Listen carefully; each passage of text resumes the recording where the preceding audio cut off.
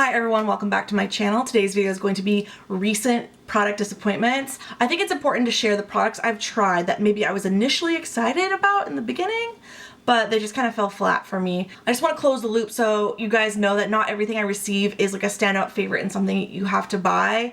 Not every product is life-changing for the better. If you are new here, my name is Chelsea and I do new videos weekly on fashion, beauty, and travel. I occasionally share product fails on my blog and my Instagram as well, so be sure to follow me there.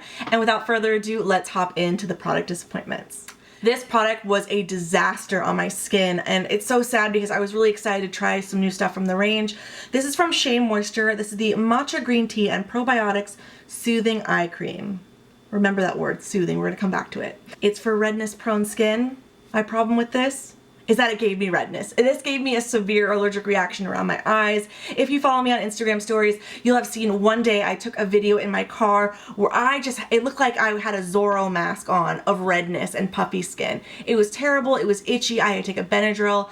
I actually suffer from food allergies, so I always have Benadryl and EpiPens on me. So thankfully I was prepared, but this was terrible on my skin. I went over to Target.com to look at the reviews for this product, and numerous reviews mentioned an allergic reaction and redness and swelling of the eye area. So that tells me that something in this product does not agree with a lot of people, so I wanted to tell you guys it was a catastrophic fail and something I would never give a second chance trying on my skin because I don't want to risk it. This is cruelty-free, family-owned and operated, certified B Corporation, and ethically traded ingredients, you know, sustainably sourced, all that good stuff.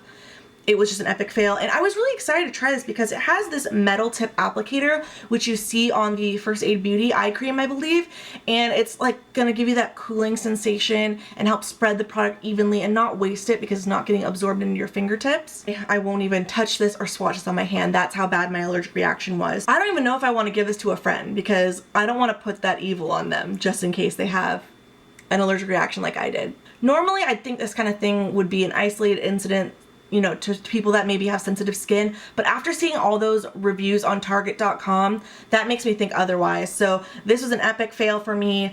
They also sent me a face mist from this range, but I'm kind of afraid to try it based on what happened after this. So disappointing product number one. Disappointing product number two has to be this beauty sponge by Juno Beauty. I feel really bad saying this because my friend actually co-founded this company and they've had great success. They've had people like Nikki Tutorials recommend this sponge, but it just personally for me was not something I could get on with.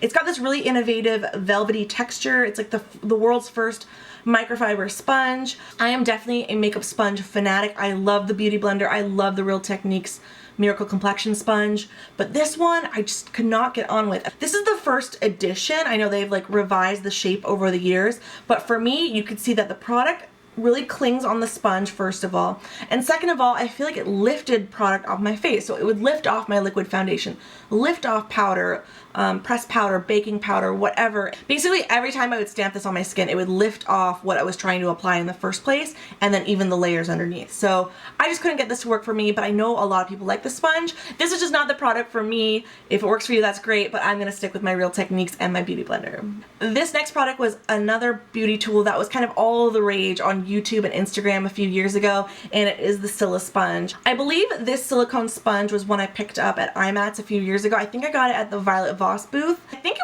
was like $8 and I wanted to try it because it was on sale there. This was one of the dumbest purchases I've ever made. I'm just gonna say it right there. This, I don't know what I was thinking. I think when this came out, we were all hoping for more flawless application of our makeup and something that wouldn't eat up the product because it is that like solid state makeup sponge. It's not a sponge at all, it's silicone. I've tried using this so many times and it just smears the foundation all over my skin, but not thin enough to where it can absorb, and it's not gonna like diffuse the coverage at all. It just like makes a mess, and I always have to go in with a brush or a sponge to correct everything. Do you like it? Do you dislike it? Let us know, because I just couldn't get that to work and I'm going to be throwing it away right after this video. And the last two products I wanted to share today that are disappointments are eyeliners. I have strong preferences when it comes to eyeliners, and it's not so much these two products in particular, it's just these styles. I gave them a try and I just, nothing can compare to my brush tip liner. So the first one is CoverGirl Get In Line Active Eyeliner, and while it is a brush tip, it's kind of this like pot and handle kind of format. What I don't like about this is it's really hard to control and get the nice cat eye flick that I like. I'm not actually wearing that style of eyeliner today, but if you watch any of my videos, you know that's like my favorite signature look to rock.